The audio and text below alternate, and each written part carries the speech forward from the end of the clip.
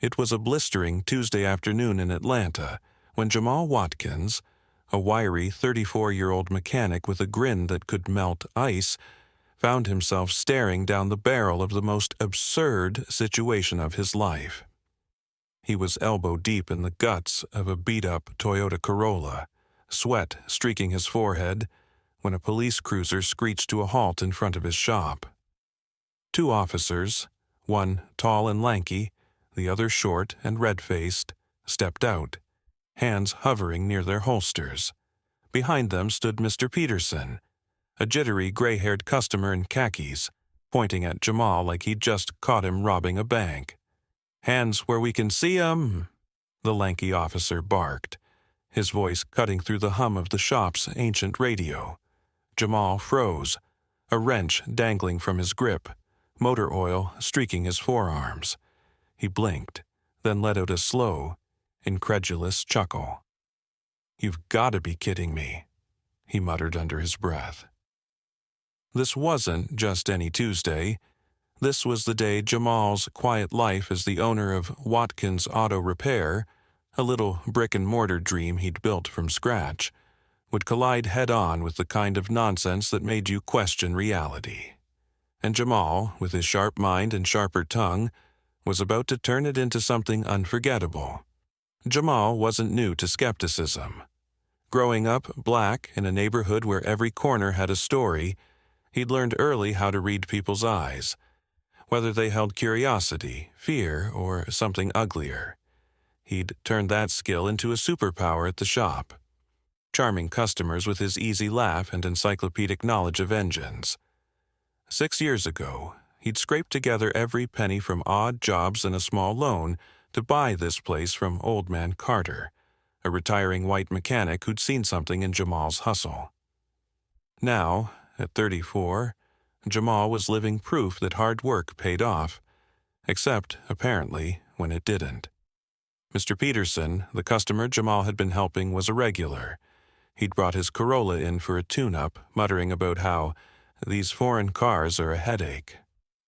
Jamal had nodded politely, cracking a joke about Toyotas being tougher than half the American trucks he'd seen. Peterson had chuckled, until now. Standing behind the officers, he looked downright frantic. "I told you, officers, he doesn't look like he owns this place. I mean, look at him. He's all greasy and, well, you know." The short officer, whose name tag read Daniels, squinted at Jamal. "This your shop, son?" His tone dripped with doubt, as if Jamal had wandered in off the street and decided to play mechanic for the day. Jamal set the wrench down slowly, wiping his hands on a rag. "Yeah, it's mine. Bought it fair and square 6 years ago. Got the deed upstairs if you want to see it." He kept his voice steady, but inside, he was boiling. This wasn't the first time someone had assumed he didn't belong. Customers had mistaken him for a helper plenty of times, but having cops called on him in his own shop, that was a new low. "Then why's this gentleman saying you don't look the part?" Officer Daniels pressed, glancing at Peterson, who nodded vigorously. Jamal's jaw tightened. He could feel the eyes of his part-time assistant, Tasha, peeking out from the back room, wide with worry. The lanky officer, name tag Harris, stepped closer, peering around the shop like he expected to find a stash of stolen tires. "We got a call about suspicious activity. You got ID? Suspicious activity." Jamal almost laughed. He'd been rebuilding a carburetor in broad daylight in his own business, wearing a shirt with Watkins Auto stitched on it. If that was suspicious, then the world had lost its mind. But he knew the drill. Anger wouldn't get him out of this. Not yet.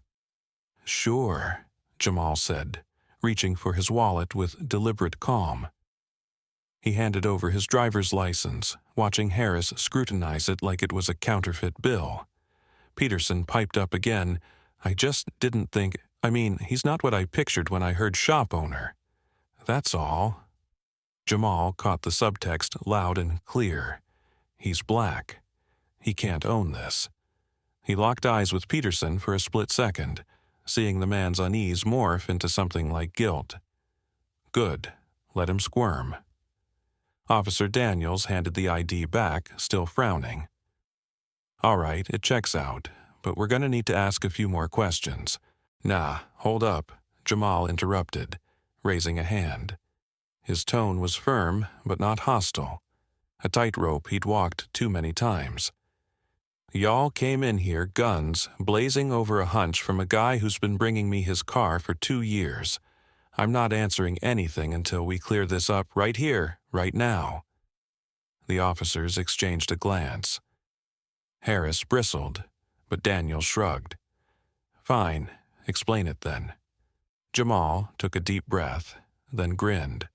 A slow, disarming smile that made Tasha relax in the doorway.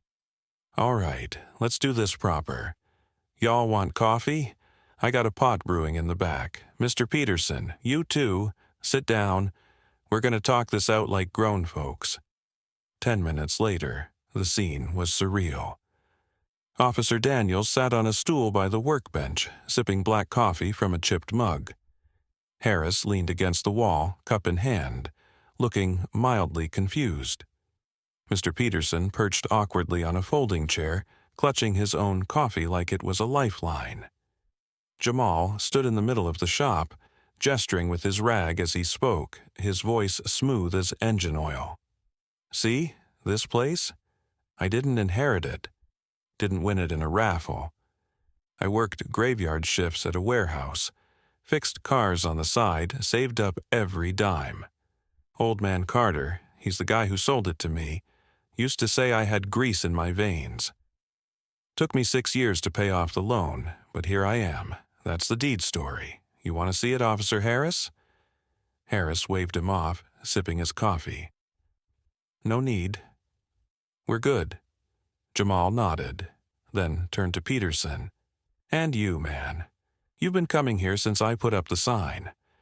Remember when I fixed your AC last summer? Took me 2 hours in 90-degree heat, and you said I was a miracle worker. So, what's this doesn't look like he owns it business? I've been greasy every time you seen me. Peterson's face turned beet red. He stammered, I didn't mean it like that. I just got confused, I guess. Jamal chuckled, shaking his head. Confused? All right, well, here's the thing. I fix cars. I don't fix assumptions. But since we're all here, let's make it clear. If I don't look like a shop owner, then I guess this car don't need fixing either, right? He patted the Corolla's hood, grinning wider. You want to take it home as is, Mr. Peterson? Peterson sputtered, then laughed. A nervous, genuine sound that broke the tension.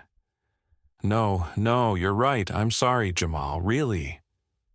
Officer Daniels set his mug down, a faint smirk tugging at his lips. All right, Watkins, you've made your point. We'll get out of your hair. Nah, finish the coffee, Jamal said, waving a hand. It's good stuff, Ethiopian roast, keeps the day moving. Harris snorted, draining his cup. You're all right, man. Sorry about the mix-up. As the officers headed back to their cruiser, Peterson lingered, still holding his coffee.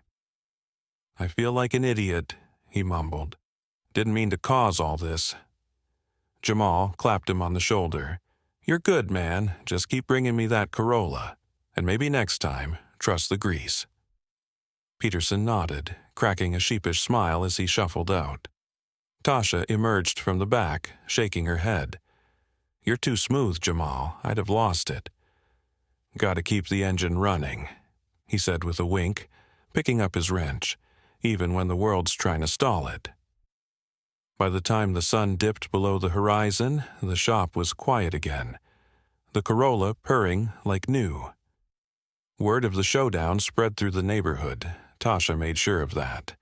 And customers trickled in the next day, some just to hear Jamal retell it with that grin of his. He didn't gloat, didn't preach.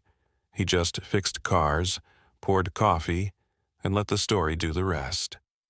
And somewhere in Atlanta, 2 officers and an old man in khakis learned that grease and grit could outshine a badge or a bad assumption any day.